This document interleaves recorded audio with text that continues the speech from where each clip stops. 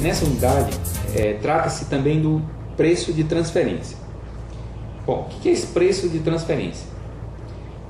Vou começar com um exemplo. Uma empresa tem uma unidade onde ela produz somente uma indústria de panelas. E ela tem uma unidade que produz somente os cabos de madeira dessas panelas. Bom, essa unidade produz os cabos de madeira. Ela vai transferir esses cabos para uma outra unidade que vai juntar com a panela e vai vender. Bom, essa empresa que trabalha só com os cabos, como é que ela vai avaliar o desempenho dela? Ela precisa ter um preço de venda. Mas o que ela não vende, ela apenas transfere, ela não está vendendo, ela está dentro da própria empresa, só faz a transferência. Então ela cria um preço de transferência como se fosse um preço de venda.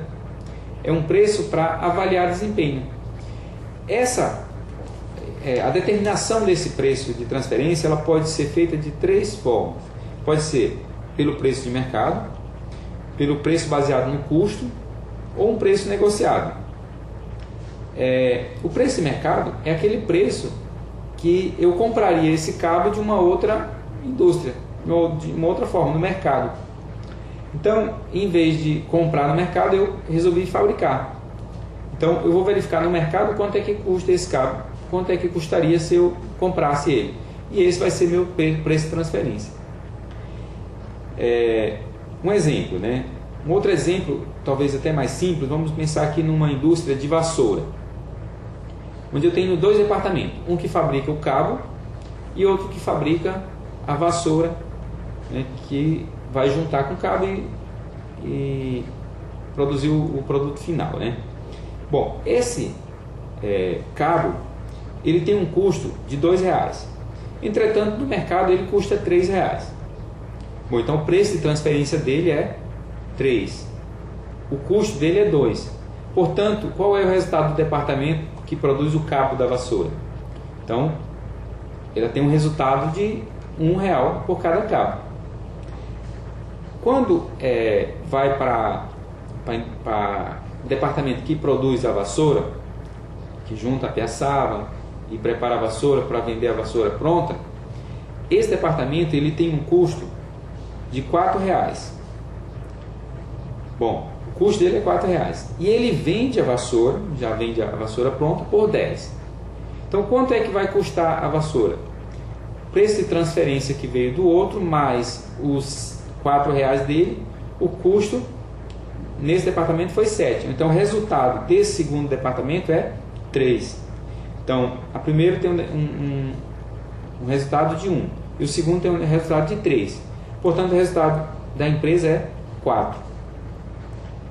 Uma outra forma de analisar, olha, o custo do cabo foi 2. O custo do departamento que prepara a vassoura foi 4. Então, 2 e 4, 6.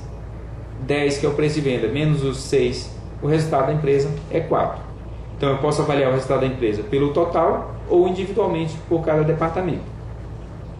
Então, na unidade, lá no fascículo, ele mostra também um outro exemplo que fica fácil de visualizar a forma de cálculo do preço de transferência avaliado a preço de mercado. Esse preço é possível se fazer quando você tem um produto similar no mercado. Nem sempre é possível encontrar um produto no mercado para avaliar esse preço. Às vezes, por quê? Nós estamos trabalhando com fases dentro da empresa. Então, são os departamentos dentro da empresa. Às vezes tem um determinado componente do produto que ele não é encontrado separadamente no mercado. Então existem os outros modos de avaliação, seria o preço de mercado, o preço baseado no custo, né, e o preço negociado. O preço baseado no custo qual é? É aquele onde você calcula o valor que foi gasto pelo departamento e agrega uma margem de 10%, 5%, uma margem percentual em cima. Esse preço ele tem uma desvantagem. Por quê? Porque fica difícil avaliar o desempenho do departamento. Porque a margem vai ser agregada em cima do custo dele.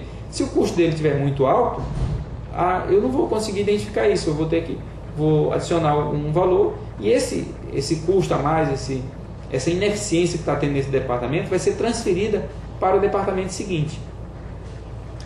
Então, ele não é um método muito aconselhável.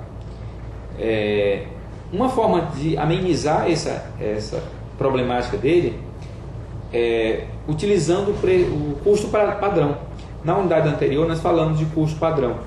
Então, se eu utilizar o custo padrão, eu vou conseguir fazer então uma variação, uma análise de desempenho. Por quê? Ora, o custo padrão era para ser de 4 e o custo dele foi 5. Bom, então ele tem uma ineficiência aí de R$1 por produto. Então, o custo padrão ele vai ajudar a equilibrar essa ausência de capacidade de avaliação, né? Se eu não tiver um preço de mercado, eu posso utilizar o custo padrão, que vai me auxiliar nisso aí. A outra forma, né, é o preço negociado. O preço negociado é quando os dirigentes de cada departamento se reúnem e combinam os preços entre eles. Entretanto, isso também não é muito simples de se fazer em função dos interesses de departamento. Então pode inclusive criar conflitos entre departamentos e haver a necessidade de uma interferência da administração superior, da direção superior, para solucionar. Tá? Então esses são as 3 formas de cálculo do preço de transferência.